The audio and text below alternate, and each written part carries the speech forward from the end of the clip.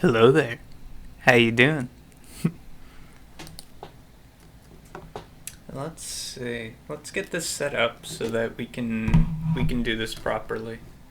If anyone is in chat, how does the mic sound? If it's good, let me know. If it's not, let me know as well. And let's start getting all this ready, huh? This is a topic I've wanted to do for some time now. And I figure, as nothing pressing was coming up this week, well, at least till now, but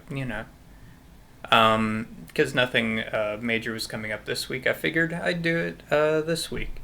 So, without further ado, let's get on with it, yeah? Let's see. We do not need this up. Not yet, at least. Where is that? Is that it? Yes. Okay, let's get rid of that. And so let's start at the beginning, right? For the two of you that are there, and for the YouTube video, this will be later. So let's start at the beginning, right? We want to talk about Sukarno, the Bandung Conference, specifically Sukarno's opening speech at the Bandung Conference, the non-aligned movement, and Indonesia. Now, Indonesia obviously is sort of the background to this because Sukarno being a very pivotal figure in Indonesian history, as I think it was the first prime minister post-independence. I'm almost certain of that, but I'll just check right now to be sure, because my brain is full of peanuts and I forget things sometimes. Yes, okay, first president of Indonesia. So, why do I want to talk about this? Because Sukarno, at least to most people's eyes, I wouldn't really define him as a left-wing figure. I wouldn't define him as that really at all. But I think that his situation and his sort of perspective as sort of a neutral country, as it were, during the Cold War, right, is an important thing to understand when talking about the non-aligned movement and how that sort of impacts the global South today, right? And I think there's a lot one could talk about something like this, but I feel that Sukarno's speech at Bandung really, really wraps it up into a nice little bow. Really one of the best speeches of like the 21st century, and I think it needs to be studied a bit more in, Western schools. Do I think it will be? Probably not. But I think that it's a very good piece of public speaking that was done there. So I'm gonna start by giving just a brief overview of what is Indonesia and why does it exist as a state today. So obviously Indonesia is an archipelago containing thousands of islands, right? And, like most of Southeast Asia, the population that forms it is a mix of indigenous peoples and Chinese and Indian traders who settled there sometime between the 5th and 15th century. And Southeast Asia, has sort of always been the proxy ground between the hegemonic cultures of China and India, and is sort of played out there as sort of the not testing ground. That's sort of a weird way to phrase it, but sort of a middle ground where the two meet and fuse in really interesting ways. Indonesia's kind of different though, because it it for a long time was greatly influenced by Hinduism, right? Hinduism was sort of the big religion on the archipelago for much of that region's history. Um, two of the major states that existed in Indonesia. I can't. I'll try and pronounce it, but I think it's Srivijaya and the Majapahit were both Hinduist or Hindu states, right? Like the unofficial state religion or official was Hinduism in both of these states. Let's check. Does anyone in the waiting room? No, seems not. So, you know, Indonesia in the modern sense is not a Hinduist state. There's still a Hindu community in Indonesia, but it's not the state religion, right? And the actual legitimacy, right, where Indonesia derives, what is Indonesian territory, comes from the Majapahit, right, which was this Hindu state that controlled much of what is Indonesia today. So, going on from that, Indonesia then later on switches from Hinduism to Islam as traders from, India and further west come by, sort of, and I wouldn't say colonize, but there's like a deep influence that comes into the archipelago, right? And then later on, you see basically the entire borders of what is now modern Indonesia colonized by the Dutch, who basically just used it as a factory to extract profit from, right? The same way the British did with India, the Dutch did in Indonesia, extracting profit in the forms of material goods like rubber, like gems, and so on, to sort of fuel imperial ambitions, right? So obviously, the people living in Indonesia did not like this, and here we enter Sukarno, right? So let's make sure we get this right. And let me just pull up something right now.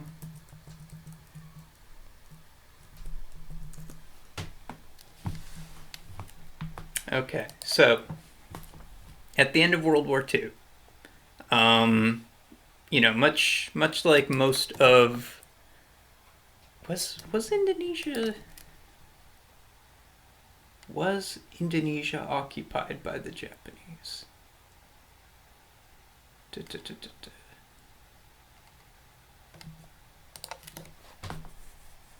Let me just check this. I want to make sure.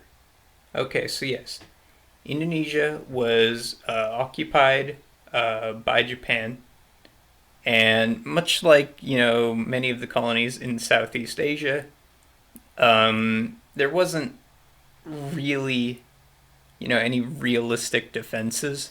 Like, it was enough, obviously, to crush local insurgency movements, but the Dutch didn't put forth enough soldiers to really defend from a full-on assault from, another imperialist country. So when Japan came by, uh, the Dutch Indonesia kind of got shit kicked. So in 1945, right, we see under the youth groups, you see Sukarno and other Indonesian freedom fighters declare official independence for the archipelago, right? And keep in mind that this was not done, from what I know at least, with the approval of the Dutch. So, obviously, there was a reaction to that. Wait, what?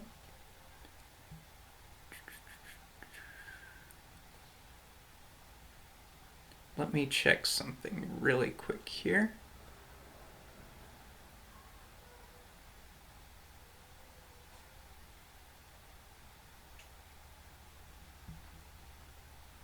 Okay.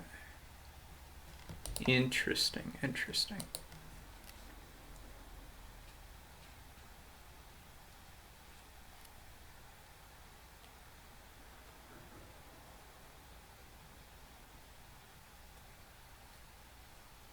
Okay.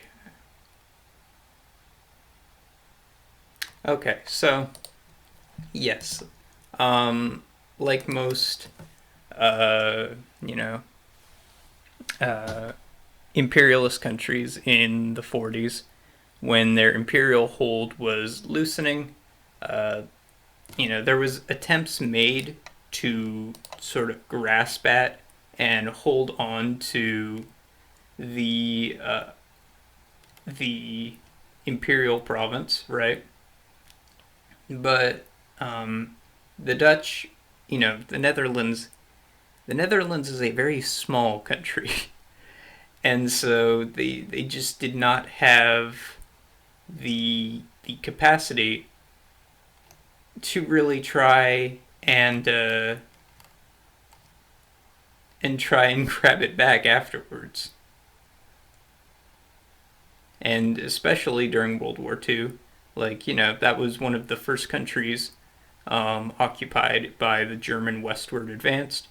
So they really did not have the capacity to try and take it back.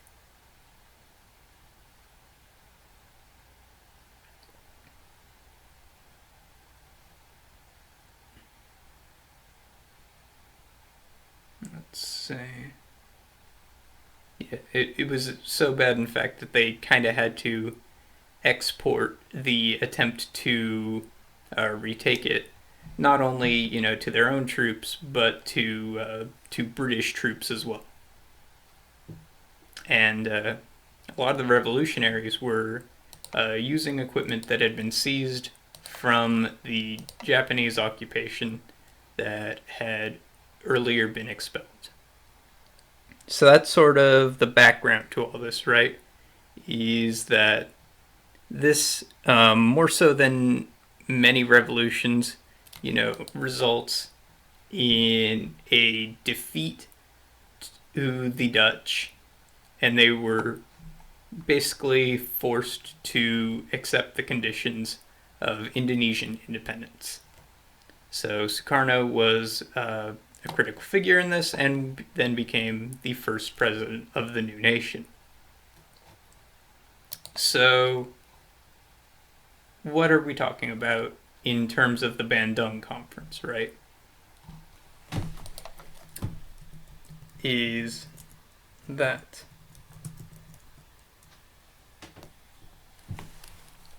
essentially,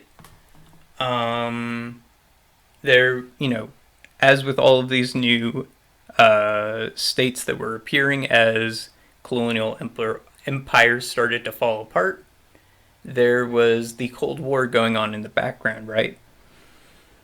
And this there was sort of this pressure to align yourself with either the Soviet Union or the United States, right?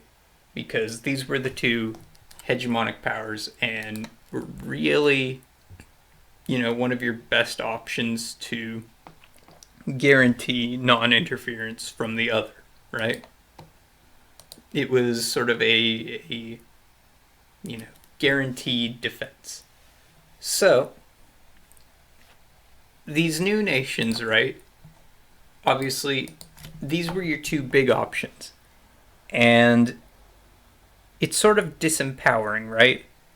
To gain independence and then be forced to swear fealty to essentially a new hegemonic power in order to gain protection. So the Bandung Conference was organized by these newly independent nations to sort of suggest a new way forward, right? To sort of talk about the idea of a different kind of independence. So the Bandung Conference was basically the first steps of what would later become the non-aligned movement, right? And the non-aligned movement was essentially an attempt to say, no, we're not going to do,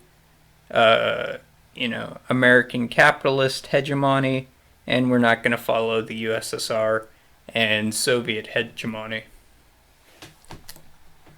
So let's get into the speech now that we have sort of this background of what's going on, right?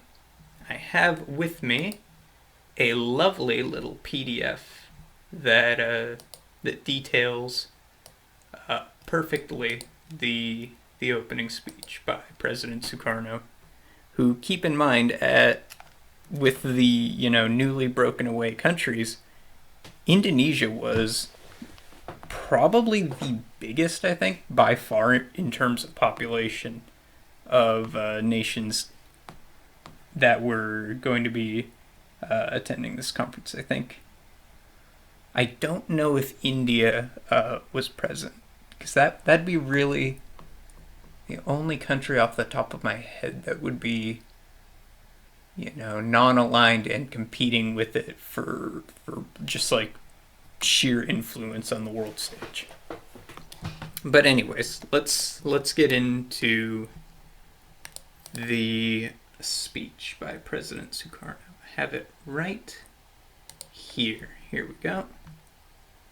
And let's just size that real nicely. Okay. Can we get closer? Let's see. Yes, that is good. That is very, very nice. Oh, damn, part of the screen is taking it up.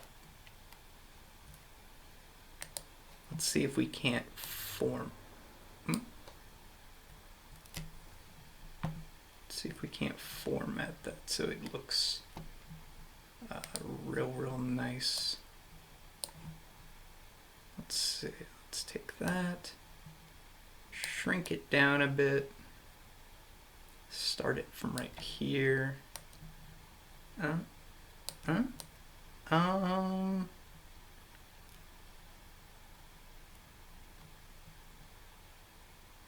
do you think? Is that... Oh, we're just back to how it originally looked. Yeah, we'll keep it like that. That can be read pretty well. Okay, so let's get into the speech. Hello? Am I being DM'd? Okay. Yes, I am being DM'd.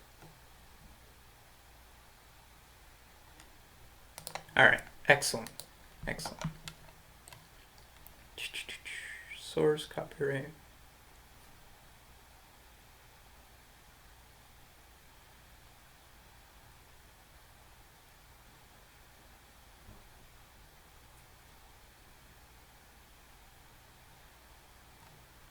Wait, is the speech copyrighted? What do you mean the speech is copyrighted? All rights of reproduction, public communication, adaptation, distribution, or dissemination are strictly reserved in all countries. Exclusive property of their authors or right holders. What the fuck?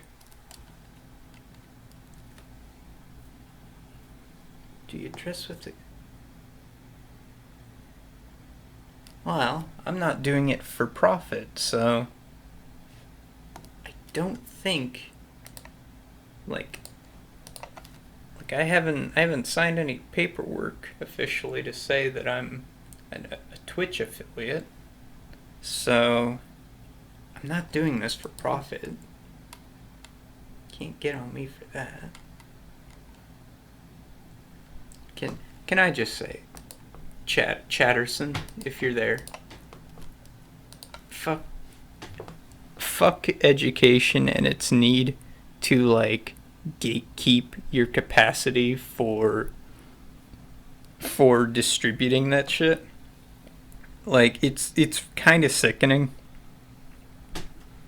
And the aggressive need to basically ensure that, that people cannot gain access to education material, it's really gross. Don't do that, education. Stop gatekeeping your supplies. Well, I'll risk it, and if they want to have a call and say what you're doing is sick and we want to beat you with a stick, they can talk to me. I don't think anyone's gonna get upset about this. Okay, so let's start the speech. So it goes like this. Your Excellencies, ladies and gentlemen, sisters and brothers. It's my, Sukarno, great honor and privilege on this historic day to bid you welcome to Indonesia.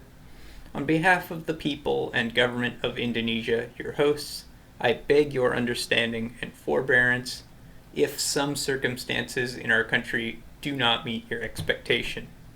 We have, I assure you, done our best to make your stay amongst us memorable for both our guests and your hosts. We hope that the warmth of our welcome will compensate for what material shortcomings there may be. Yeah, so, this is only 10 years post-revolution, so the country was still recovering from that.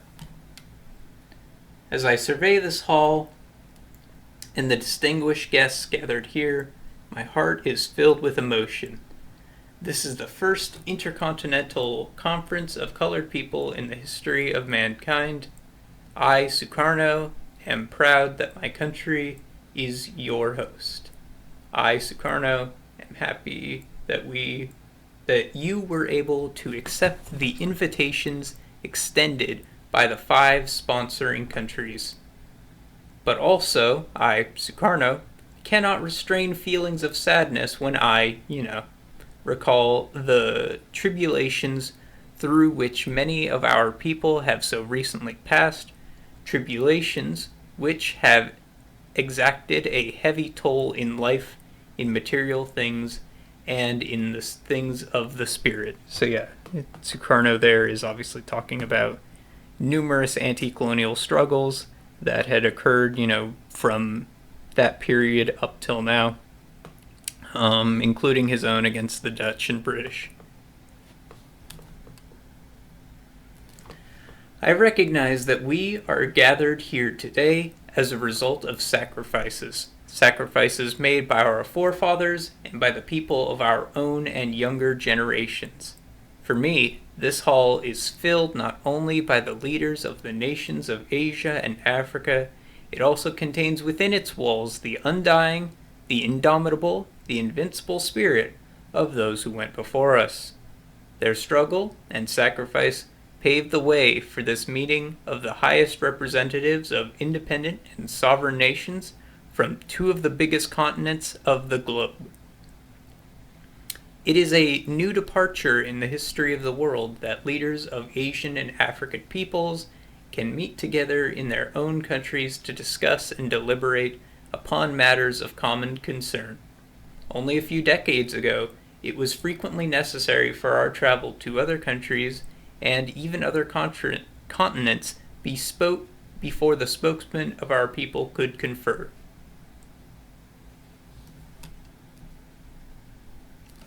I recall in this connection the Conference of the League Against Imperialism and Colonialism, which was held in Brussels almost 30 years ago. At that conference, many distinguished delegates who are present here today met each other and found new strength in their fight for independence. But that was a meeting place thousands of miles away, amidst foreign people, in a foreign country, in a foreign continent. It was not assembled there by choice, but by necessity. Today the contrast is great. Our nations and countries are colonies no more. Now we are free, sovereign, and independent. We are again masters in our own house. We do not need to go to other continents to confer. Already, there have been important meetings of Asian states in Asia itself.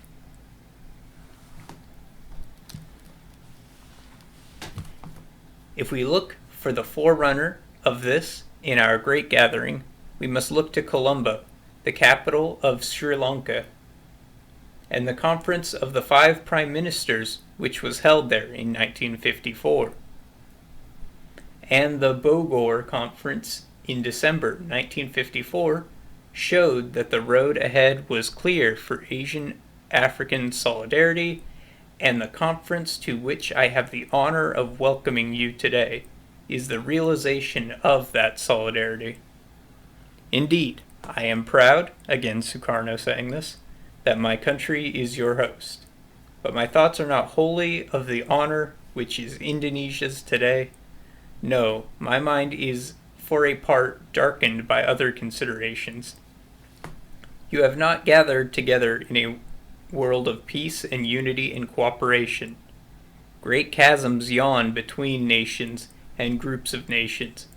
Our unhappy world is torn and tortured, and the people of all countries walk in fear, lest through no fault of theirs the dogs of war are unchained once again.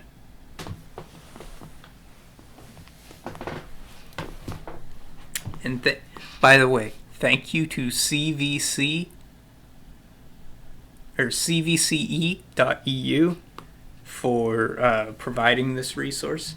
If you want to read this speech for yourself, I highly recommend going to that website. I do not own this material, and please do not sue me, CVCE. Thank you. Let's see, do we have any messages in chat? Not yet. Okay. And if, in spite of all that the peoples may do, this should happen, what then? What of our newly recovered independence then? What of our children and our parents? The burden of the delegates to this conference is not a light one, for I, Sukarno, know that these questions, which are questions of the life or death of humanity itself, must be on your mind, as they are on mine. And the nations of Asia and Africa cannot, even if they do wish to, avoid their part in finding solutions to these problems. For that is the part of the duties of independence itself. That is part of the price we gladly pay for our independence. For many generations, our people have been voiceless ones in the world. We have been in the unregarded, the people for whom decisions were made by others, whose interests were paramount, the peoples who lived in poverty and humiliation. Then our nations demanded, nay fought for independence, and achieved independence, and with that independence came responsibility. We have heavy responsibilities to ourselves, and to the world, and to the yet unborn generations, but we do not regret them. In 1945, the first year of our national revolution, we of Indonesia were confronted with the question of what we were going to do with our independence when it was finally attained and secured. We never questioned that it would be attained and secured. We knew how to oppose and destroy. Then we were suddenly confronted with the necessity of giving content and meaning to our independence. Not material content and meaning only, but also ethical and moral content. For independence without ethics and without morality would be indeed a poor imitation of what we sought. The responsibilities and burdens, the rights and duties and privileges of independence must be seen as part of the ethical and moral content of independence. So, what's being said here and what's not being said here. So, what's being said here is obviously that, now that we have this independence, we need to make sure that we don't end up replicating the systems of exploitation that we were, forced to labor under before, right? And, every independence movement has strived for, this sort of idea that they're going to try to not be, like those who came before them. And, what's interesting too is that it is really easy for, to fight. Obviously I'm no warrior, but, it's historically, if you look at it, it's very easy to rally people behind a cause and fight for it. And it's a lot harder to, to come out of that fighting and to try and build something, from the rubble. And that's really the hard part for, anyone trying to form a nation, find peace. And it's kind of the question that bogs down all of mankind. Let's see. Anyone talking in chat? No. I saw there was one for a moment, then they fled. Like a bird. Okay. Anyone in the... Oh, yes, there is someone in the live channel. Hello. How are you doing? Hello. I'm doing pretty good. How about you? Oh, I'm very tired, but I have a cup of coffee, so I'm doing okay. As long as You're a step ahead of me. As long as I got my Yaffe, I'm okay.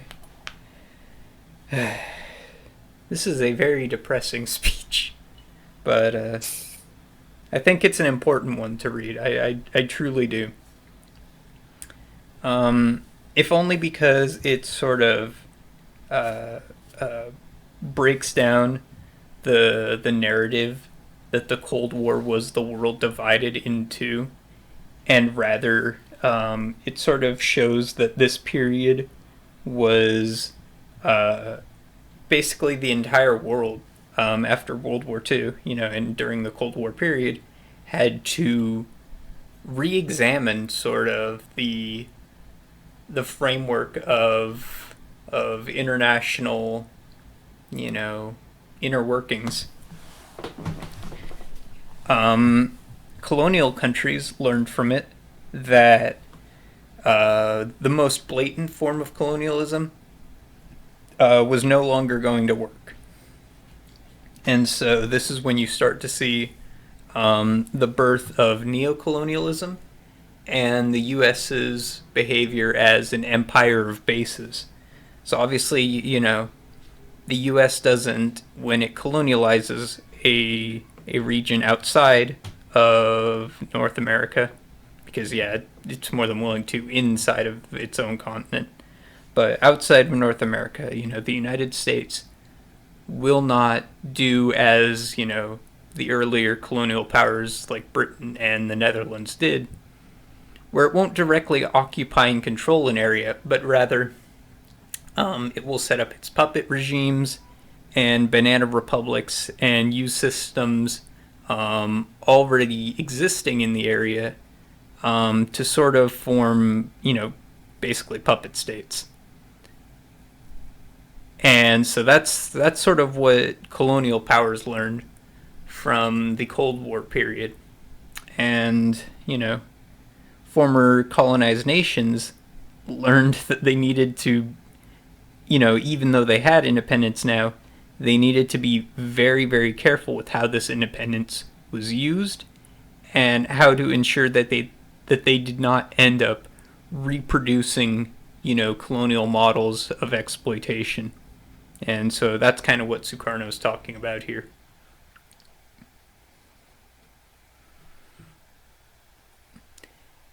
It's sort of interesting, too, because if you look at things like infrastructure in colonial nations, right? They were kind of entirely set up for extraction, right?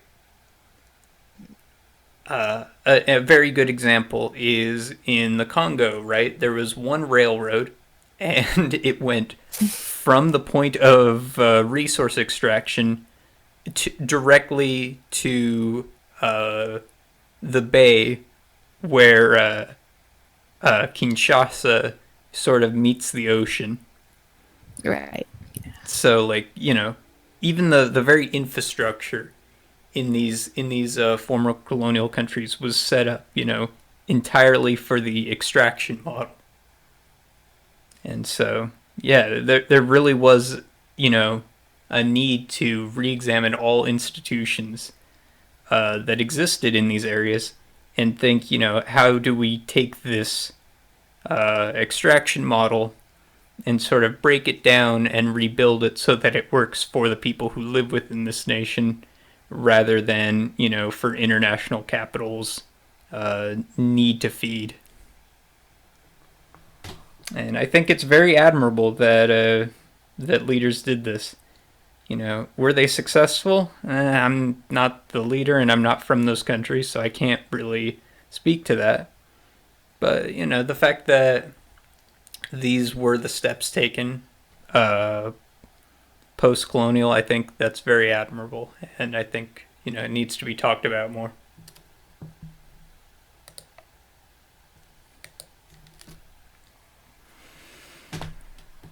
Okay, so let's see, where was I?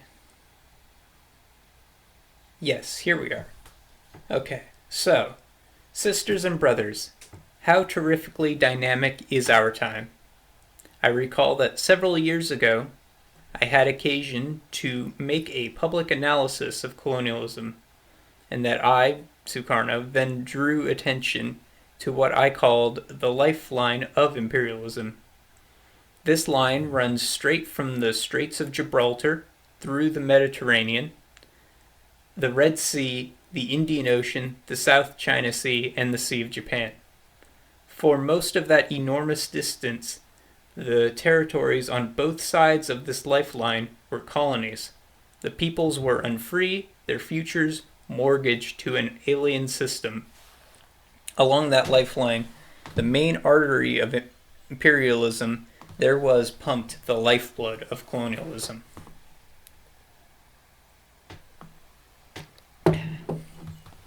And today, in this hall, are gathered together the leaders of those same people. They are no longer the victims of colonialism. They are no longer the tools of others and the playthings of forces they cannot influence. Today, you are representatives of free peoples, peoples of a different stature and standing in the world. Yes, there has been a Sturm über Asien and over Africa too. Storm over Asia. Ah, yes, okay. The last few years have seen enormous changes. Nations, states have awoken from a sleep of centuries. The passive peoples have gone. The outward tranquility has made peace for struggle and activity. Irresistible forces have swept the two continents. The mental, spiritual, and political face of the world has been changed, and the process is still not complete. There are new conditions, new concepts, new problems, new ideals abroad in the world. Hurricanes of national awakening and reawakening have swept over the land, shaking it, changing it for the better. This 20th century has been a period of terrific dynamism. Perhaps the last 50 years have seen more developments and more material progress than the previous 500. Man has learned to control many of the scourges which once threatened him. He has learned to consume distance. He has learned to project his voice and his picture across oceans and continents. He has probed deep into the secrets of nature and learned how to make the desert bloom and the plants of the earth increase their bounty. He has learned how to release the immense forces locked in the smallest particles of matter. But has man's political skill marched hand in hand with his technical skill? Man can chain lightning to his command. But can he control the society in which he lives? The answer is no. The political skill of man has far outstripped by technical skill, and what he has made, he cannot be sure of controlling. And boy, that's an eternal truth, is that of the modern age, is that our technology is always going to be so much faster than our ability to legislate and for our institutions politically to understand it. A really funny example of this in the U.S. is that when legislation relating to how we actually control the internet was being written up initially, many of the, I think it was like 60 or 70% of the senators and representatives discussing it didn't even have an email address. And I think this was in the 90s. So isn't that wild to think about? That, the laws relating to technology and how, we control it, technology is always going to develop faster than we can legislate it. And that's something we need to understand and learn how to sort of ride along with. Okay, sorry. A little tangent. So, here's what Mr. Sukarno says here, is the result of this is fear, and man gasps for safety and morality. Perhaps now, more than any other moment in history of the world, society, government, and statesmanship need to be based upon the highest codes of morality and ethics. And in political terms, what is the highest code of morality? It is subordination of everything to the well-being of mankind. But today, we are faced with a situation where the well-being of mankind is not always the primary consideration. Many who are in places of high power think rather of controlling the world. Yes, we are living in a world of fear. The life of man today is corroded and made bitter by fear. Fear of the future, fear of the hydrogen bomb, fear of ideologies. Perhaps this fear is a great danger, perhaps this fear is a greater danger than the danger itself, because it is fear which drives men to act foolishly, to act thoughtlessly, to act dangerously. In your deliberations, sisters and brothers, says Sukarno, I beg of you, do not be guided by these fears, because fear is an acid which etches a man's action into curious patterns. Be guided by hopes and determination be guided by ideals, and yes, be guided by dreams.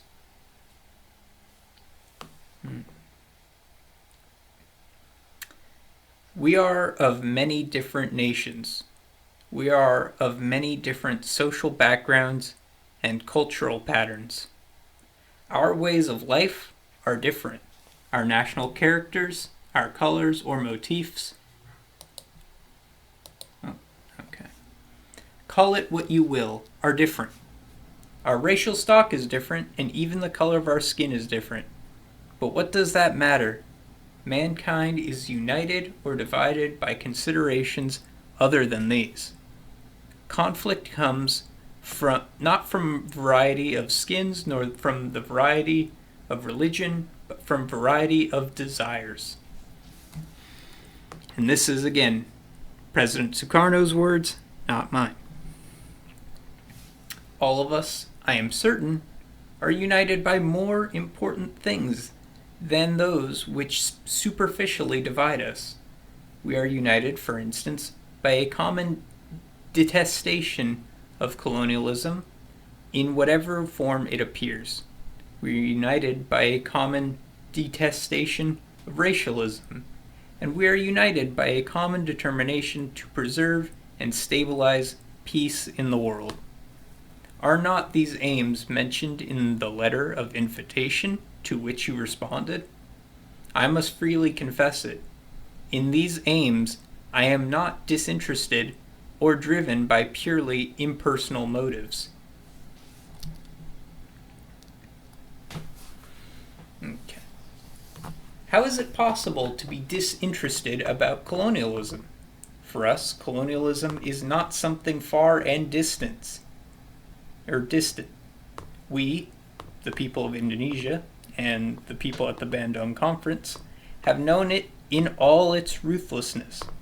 We have seen the immense human wastage it causes, the poverty it causes, and the heritage it leaves behind when eventually and reluctantly it is driven out by the inevitable march of history. My people and the Indonesian people and the peoples of many nations of Asia and Africa know these things, for we have experienced them. Indeed, we cannot yet say that all parts of our countries are free already. Some parts still labor under the lash, and some parts of Asia and Africa, which are not represented here, still suffer from the same condition. Alright, chat and VC, what do you think of all this?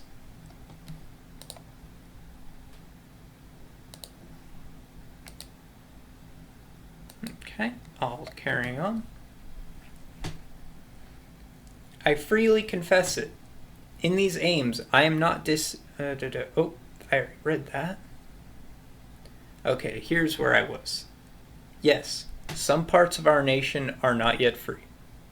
This is why all of us yet feel that journey's end has been reached. This is why all of us cannot yet feel that journey's end has been reached. No people can feel themselves free so long as part of their motherland is unfree.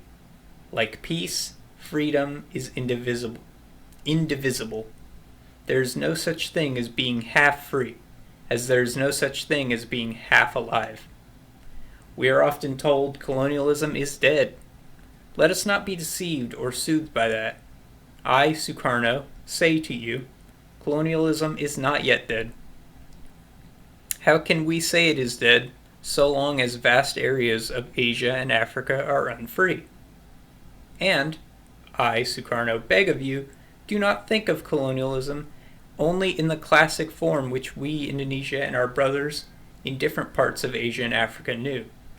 Colonialism has also its modern dress in the form of economic control, intellectual control, actual physical control by a small but alien community within a nation. It is a skillful and determined enemy, and it appears in many guises. It does not give up its loot easily. Wherever and whenever and however it appears, colonialism is an evil thing, and one which must be eradicated from the earth. And I think that that is an important point that Sukarno brings up here, is that, you know, as was spoken about earlier, like the American form of colonialism as a hegemonic state, and really that by all hegemonic nations in the modern age, doesn't take the form oftentimes of direct control, but rather by control through institutions and by control of puppet regimes. That's actually a very interesting tactic to look at when talking about neocolonialism, is the UN, for instance, right? The UN will loan out money to developing countries, and in return for getting that money, you have to adopt certain policies that are favorable to the countries who are, in charge of the UN, which just so happen to be the hegemonic countries of the modern age. Interesting that, huh? Okay. Chat saying anything? Nope. Okay, so where were we? We were here. So, the battle against colonialism has been a long one. And do you know that today is a famous anniversary of that battle? On the 18th day of April, 1775, just 108 years ago, Paul Revere rode at midnight through the New England countryside, warning of the approach of British troops and of the opening of the American War for Independence, the first anti-colonial war in history. Interesting. Okay, back to the speech. About this midnight ride, the poet Longfellow wrote, "A cry of defiance and not of fear, a voice in the darkness, a knock at the door, and a word that shall echo forevermore." Yes, it shall echo forevermore, just as the other anti-colonial words which gave us comfort and reassurance during the darkest days of our struggle shall echo forevermore. But remember, that battle which began 180 years ago is not yet completely won, and it will not have been completely won until we can survey this our own world and say that colonialism is dead. So, that's an interesting take, because I would argue and say that America at its very root, it was an anti-British imperialist revolution. I would argue that once America gained independence, though, much how we were warning and talking about how, like, you shouldn't reproduce the models of colonialism, because America was stolen land, and, it was kind of a revolution mainly by the wealthy. It very quickly went about reproducing this colonial behavior in new and exciting ways in its newly gotten country. So I don't know if I agree with saying Paul Revere and the American War of Independence were anti-colonial. But go off, King, I suppose. Go off. Okay. Back to what was being said, though. So I am not disinterested when I speak of the fight against colonialism, nor am I disinterested when I speak of the battle for peace. How can any of us be disinterested about peace? Not so very long ago, we argued that peace was necessary for us because an outbreak of fighting in our part of the world would imperil our precious independence, so recently won at such a great cost. Today, the picture is more black. War would not only mean a threat to our independence, it may mean the end of civilization and even of human life. There is a force loose in the world whose potentiality for evil no man truly knows. Even in practice and rehearsal for war, the effects may well be building up into something of unknown horror. Not so long ago, it was possible to take little comfort from the idea that the clash, if it came, could perhaps be settled by what were called conventional weapons: bombs, tanks, cannons, and men. Today, that little grain of comfort is denied us, for it has been made clear the weapons of ultimate horror which will certainly be used, and the military planning of nations is on this basis. The unconventional has become the conventional, and who knows what other examples of misguided and diabolical scientific skill have been discovered as a plague of humanity. So yeah, here Sukarno is obviously referring to nuclear weapons. And what's interesting about this too is that I think we're not past the age of nuclear weapons, obviously not. But I think that warfare has sort of evolved in understanding that mutual destruction is a thing. So I think that now the form warfare takes is, very insidious. War now has evolved to be something that is never really officially declared, in the 1800s, 1700s, and further back, you would take your troops and you would line them up, right? And you would march that line forward into your enemy's line, and whoever had the better line won. Nowadays, there's not really any battlefields. These large-scale skirmishes are dead, and I would say that conventional warfare is entirely dead. Now it's things like wars of ideas, of ideology, of cells, of spontaneousness, and that sort of terrifies me because it sort of means a permanent warfare of unknowing when it starts or when it ends, and it truly is the definition of what is called a negative peace, where there is peace technically on paper, but that the social unrest and the sort of internal conflict caused by a peace on bad terms is basically never ending. And that's sort of the form war takes in the modern age, and it's truly a terrible thing to inflict upon a place, because everyone ultimately just wants peace. Now we're at a point in history where it just doesn't seem,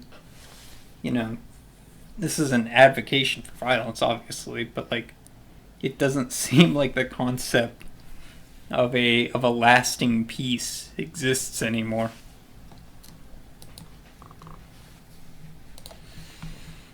It's sad that. Okay, we're almost done with the speech. How long have I been streaming for?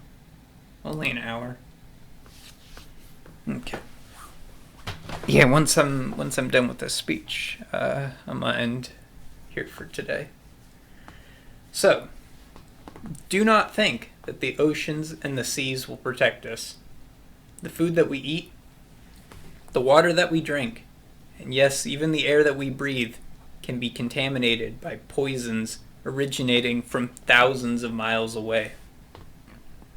And it could be that even if we ourselves escape lightly, the unborn generations of our children would bear on their distorted bodies the mark of our failure to control the forces which have been released onto the world. No task is more urgent than that of preserving peace. Without peace, our independence means little. The rehabilitation and upbuilding of our countries will have meant nothing, or will have little meaning. Our revolutions will not be allowed to run their course. What can we do? Says Sukarno. The people of Asia and Africa wield little physical power. Even their economic strength is dispersed and slight. We cannot engage in power politics. Diplomacy for us is not a matter of the big stick. Our statesmen, by and large, are not backed up with serried ranks of jet bombers. What can we do? We can do much. We can inject the voice of reason into world affairs. We can mobilize all the spiritual, all the moral, all the political strength of Asia and Africa on the side of peace. Yes, we the people of Asia and Africa, 1.4 billion strong, far more than half the human population of the world, we can mobilize what I have called the moral violence of nations in favor of peace. We can demonstrate to the minority of the world which lives on the other continents that we, the majority, are for peace, not for war, and that whatever strength we have will always be thrown onto the side of peace. In this struggle, some success has already been scored. I think it is generally recognized that the activity of the prime ministers of the sponsoring countries which have invited you here had a not unimportant role to play in the ending of fighting in Indochina.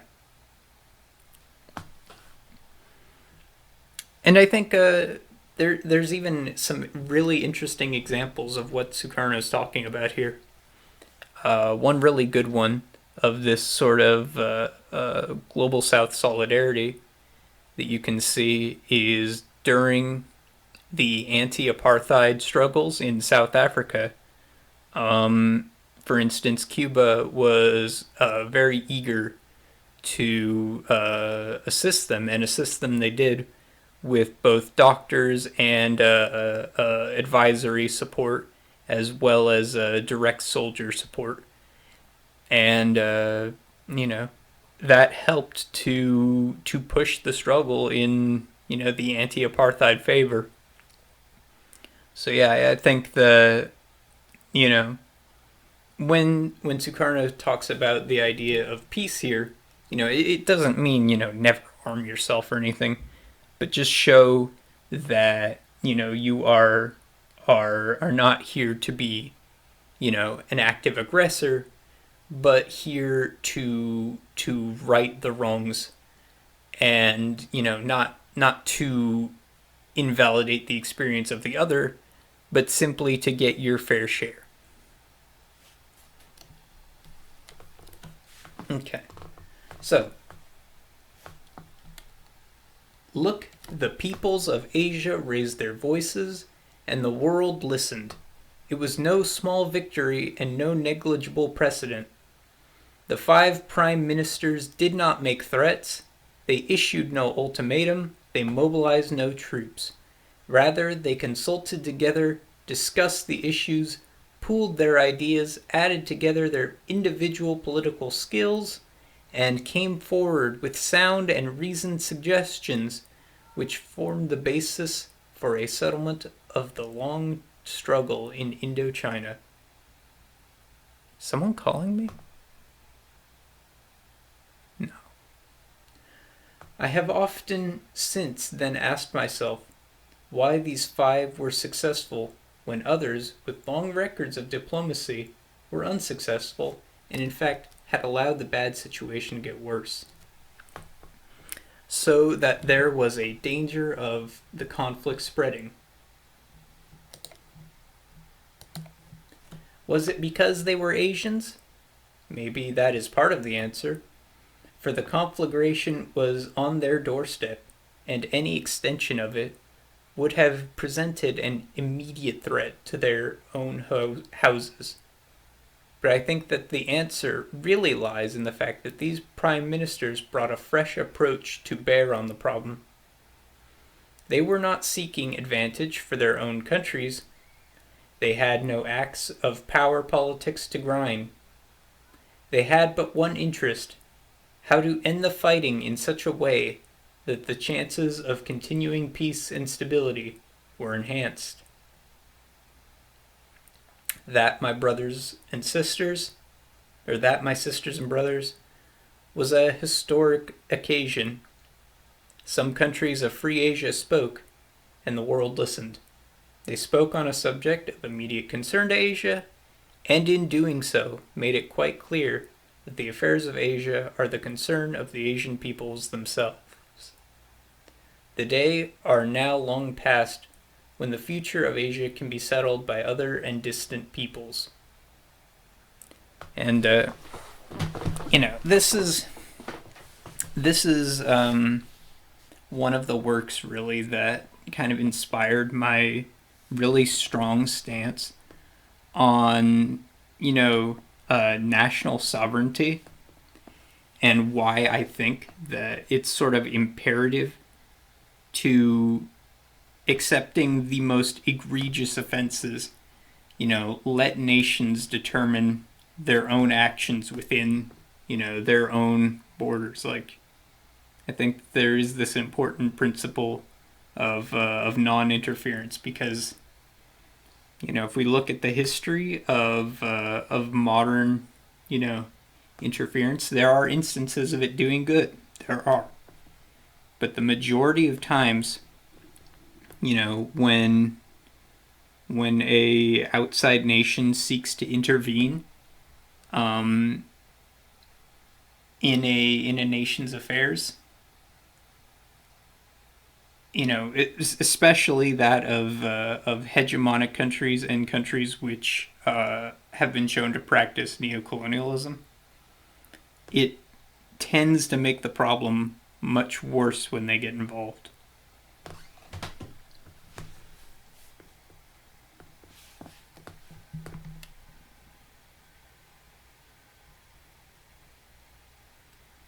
However, and then we're back to the speech.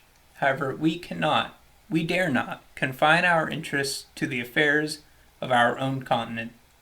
The states of the world today depend on one another, and no nation can be an island unto itself. Splendid isolation may once have been possible. It is so no longer. The affairs of all the world are our affairs, and our future depends upon the solutions found to all international problems, however far or distant they may seem. As I survey this hall, my thoughts go back to another conference of Asian people. In the beginning of 1949, historically speaking, only a moment ago, my country, Sukarno of Indonesia, was for the second time since the proclamation of our independence engaged in a life-or-death struggle. Our nation was besieged and beleaguered, much of our territory occupied, a great part of our leaders imprisoned or exiled, our existence as a state threatened. Issues were being decided not in the conference chamber, but on the battlefield. Our envoys then were rifles and cannons and bombs and grenades and bamboo spears.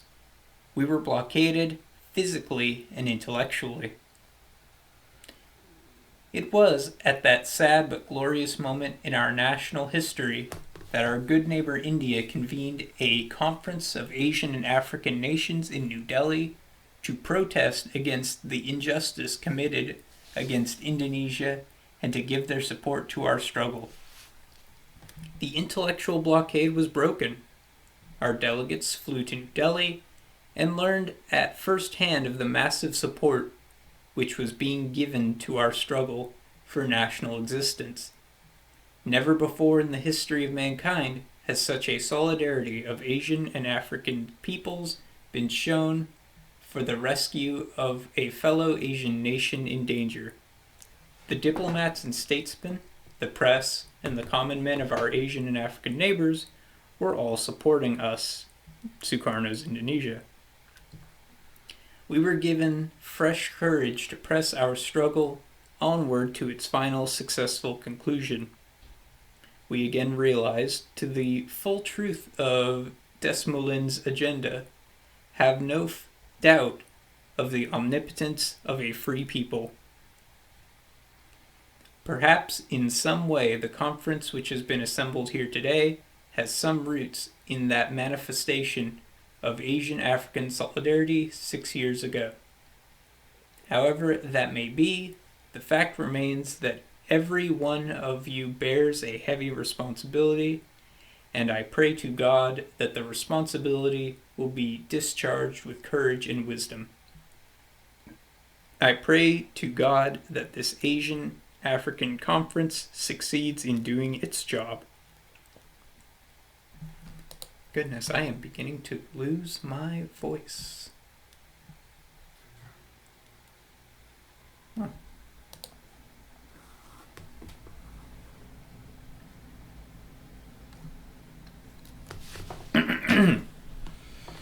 Ah, sisters and brothers, let this conference be a great success.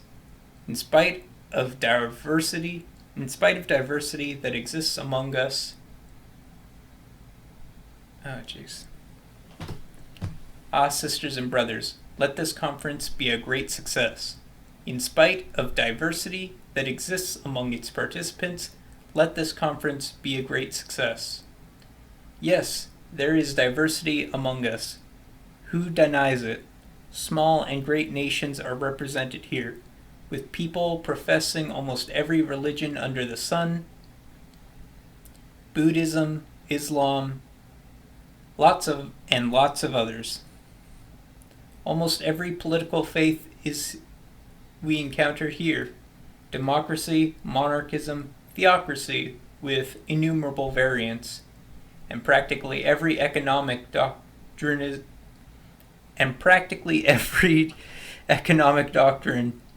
its representative is in this hall. Marxism, socialism, capitalism, and communism in all their manifold variations and combinations. But what harm is in diversity when there is unity in desire? This conference is not to oppose each other. It is a conference of brotherhood. It is not an Islamic conference, nor a Christian conference, nor a Buddhist one. It is not a meeting of Malays, nor one of Arabs, nor one of Indo-Aryan stock. It is not an exclusive club either, not a bloc which seeks to oppose any other bloc. I know I may have skipped over a few words there. I'm starting to lose my voice, so I'm trying to scoot along a little quicker. Rather, it is a body of enlightened, tolerant opinion which seeks to impress on the world that all men and all countries have their place under the sun, to impress on the world that it is possible to live together, meet together, speak to each other without losing one's individual identity, and yet to contribute to the general understanding of matters of common concern, and to develop a true consciousness of the interdependence of men and nations for their well-being and survival on this earth. I, Sukarno, know that in Asia and Africa there is greater diversity of religions, faiths, and beliefs than in any other immigrants or than in any other continents of the world. But that is only national or natural. Asia and Africa are the classic birthplaces of faith and ideas which have spread all over the world. Therefore, it behooves us to take particular care to ensure that the principle, which is usually called live and let live principle, mark, I do not say the principle of laissez-faire, laissez-passer, of liberalism, which is obsolete, is first of all applied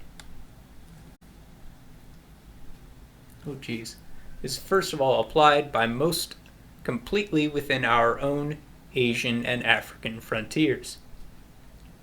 Then only can it be fully extended to our relations with our neighboring countries and to others more distant. Religion is of dominating importance, particularly in this part of the world. There is perhaps more religions here than in any other regions of the globe. But again, our countries were the birthplaces of these religions. Must we be divided by the multiformity of our religious life? It is true, each religion has its own history, its own its own individuality, its own raison d'être, its special pride in its own beliefs, its own mission, its own special truths, which it desires to propagate. But unless we realize that all our religions are one in their message of tolerance and in their insistence on the observation of the principle of live and let live, unless the followers of each religion are prepared to give the same consideration to the rights of others everywhere, unless every state does its duty to ensure that the same rights are given to the followers of all faiths, unless these things are done, religion is debased and its true purpose perverted. Unless Asian African countries realize their responsibilities in this matter and take steps to jointly fulfill them, the strength of religious beliefs, which should be the source of unity and a bulwark against foreign interference, will cause its disruption and may result in the destroying of hard-won freedoms which large parts of Asia and Africa have achieved by acting together.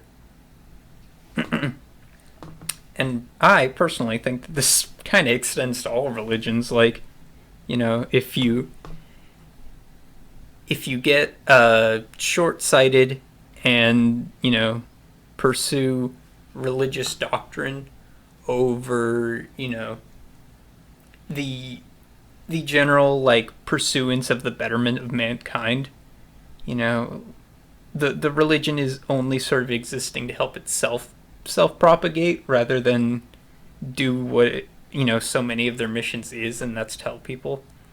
So I think that mission, or that statement, kind of does extend to, you know, Christianity and to Orthodoxy, which I guess is Christianity, but a different kind. But yeah, it extends to all faiths, I would say. Okay.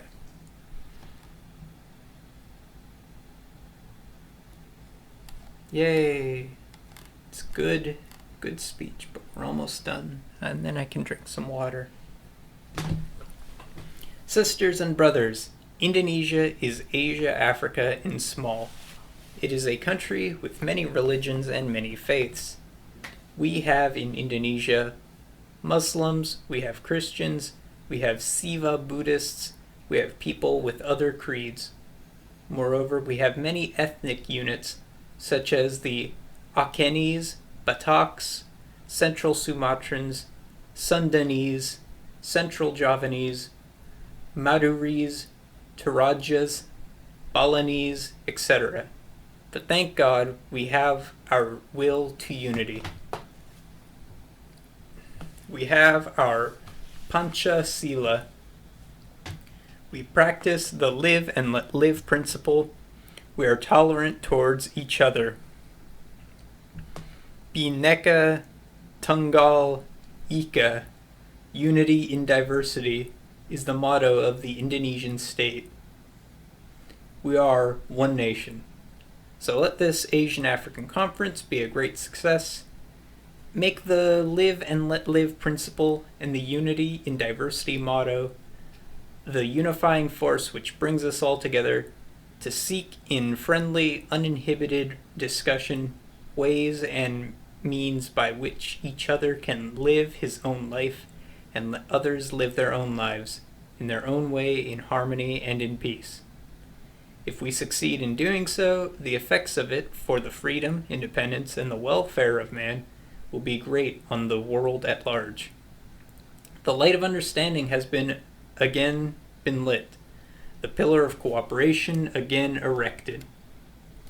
The likelihood of success of this conference is proved already by the very presence of you all here today. Actually, do we have any chat messages? No. It is for us to give it strength, to give it the power of inspiration, and to spread its message all over the world. Failure will mean that the light of understanding, which seemed to have dawned in the East, light towards which looked all the great religions born here in the past, has again been obscured by an unfriendly cloud before man could benefit from its warm radiance. But let us be full of hope and confidence. We have so much in common. Relatively speaking, all of us gathered here today are neighbors. Almost all of us have common ties of experience, the experience of colonialism. Many of us have a common religion. Many of us have common cultural roots. Many of us, the so-called underdeveloped nations, have more or less similar economic problems so that each can profit from the other's experience and help. And I think I may have say that we all hold dear the ideals of national independence and freedom. Yes, we have so much in common, and yet we know so little of each other. If this conference succeeds in making the peoples of the East whose representatives are gathered here understand each other a little more, appreciate each other a little more, sympathize with each other's problems a little more. If those things happen, then this conference, of course, will have been worthwhile, whatever else it may achieve. But I hope that this conference will give more than understanding only and goodwill only. I hope that it will falsify and give the lie to the saying of one diplomat from far abroad. We will turn this Asian African conference into an afternoon tea meeting. I hope that it will give evidence of the fact that we, Asian African leaders, understand that Asian Africa can prosper only if that we are united, and that even the safety of the world at large cannot be safeguarded without a united Asia-Africa. I hope that this conference will give guidance to mankind, will point out to mankind the way which it must take to attain safety and peace.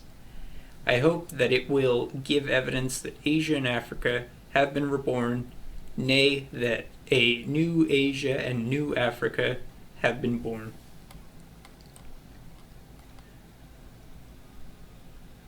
Our task is first to seek an understanding of each other, and out of that understanding will come a greater appreciation for one another, and out of that appreciation will come collective action.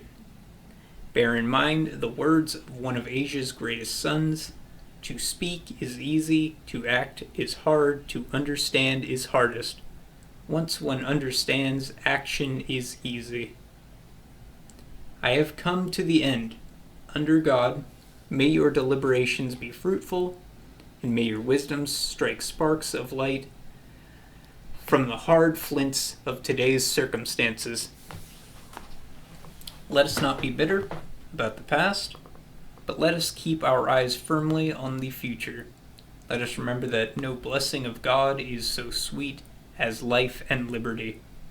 Let us remember that the stature of all mankind is diminished when so long as nations or parts of nations are still unfree. Let us remember that the highest purpose of man is the liberation from his bonds of fear, his bonds of human degradation, his bonds of poverty. The liberation of man from the physical, spiritual, and intellectual bonds which have for too long stunted the development of humanity's majority. And let us remember, sisters and brothers, that for the sake of all, that we, Asians and Africans, must be united. And again, Sukarno's words, not mine. As the President of the Republic of Indonesia, and on behalf of the 80 million peoples of Indonesia, I, Sukarno, bid you welcome to this country. I declare the Asian-African Conference open, and I pray to the blessing of Allah that it will be upon it, that its discussions will be profitable to the people of Asia and Africa, and to the peoples of all nations. Bismillah and Godspeed. Thank you, CVCE, for this resource. Please do not sue. I'm just trying to spread education. Thank you so much. Let's see, do we have any messages in chat? Nope. Alright, so final thoughts on this. So it's a very, very good speech on, anti-colonialism and what was sort of the atmosphere of, Southeast Asia, Africa, and all former colonial states around the end of World War II going into the Cold War. And I think that, if you want a holistic perspective, on global struggles, I encourage, any socialist I'm talking to learn about material from, read about communist struggles in their own country, right? So if you're American, I'd recommend reading about, the struggles of American socialist and communist organizations, Wobblies, Black Panthers, etc. But it is also important, if you can, to try and gain an international perspective, and especially if you are, American or European living in these, colonial nations. I think that it's important to understand, what was going on, or what goes on in the periphery of the imperial core, and what anti-colonial struggle looks like, and the many forms that can take. And it's important to keep a open mind when analyzing these and trying to gain perspective on them. With that said, I would say read up on other speakers who spoke during the Bandung conference. Keep in mind that there are some very valid critiques to be made of Sukarno, but I think that this is still a very good introductory material to understanding anti-colonial struggle. And elevate voices that have experience in this kind of thing, and do more reading. And this video should be up later tonight. I wish you all a good one, and have a good day. Goodbye.